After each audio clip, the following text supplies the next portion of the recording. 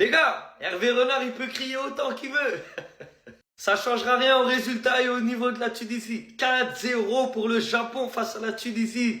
La Tunisie qui est donc éliminée de ce mondial, logiquement, après une défaite 5-1, une défaite 4-0. Ah, tu peux pas chercher autre chose que l'élimination, là, pour le coup. Le Japon qui a clairement fait une démonstration face à la Tunisie. C'était trop facile. C'était trop facile pour le Japon. Carrément, grâce à la Tunisie, le Japon devient la première équipe asiatique de l'histoire du football à mettre 4 buts dans un match de Coupe du Monde. Autant vous dire que là, la Tunisie, là, le niveau, il est trop bas. Il y a un réel problème en Tunisie, les gars. Bon, on le savait avant ce match, hein.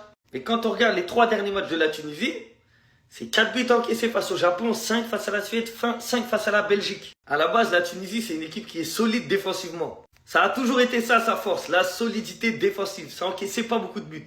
Certes, ça marquait pas beaucoup de buts, mais ça n'en encaissait pas. Mais là, tu peux appeler tous les coachs du monde, hein. La Tunisie aurait même pu prendre Guardiola, mais en un match, qu'est-ce que vous voulez qu'il fasse, Hervé Renard? Tu peux rien faire, en fait. Quand tes joueurs sont pas au niveau, tu peux rien faire, peu importe le coach que t'es. Les joueurs sont trop mauvais, il n'y a pas de niveau, il n'y a rien. Du coup, la Tunisie, en 2 matchs, se retrouve à 0 points et avec une différence de -8. Et le Japon qui égalise les Pays-Bas avec 4 points et une différence de 4 buts eux aussi. On va voir jusqu'à où ça peut aller, le Japon, mais c'est fort, hein. Ça joue au football.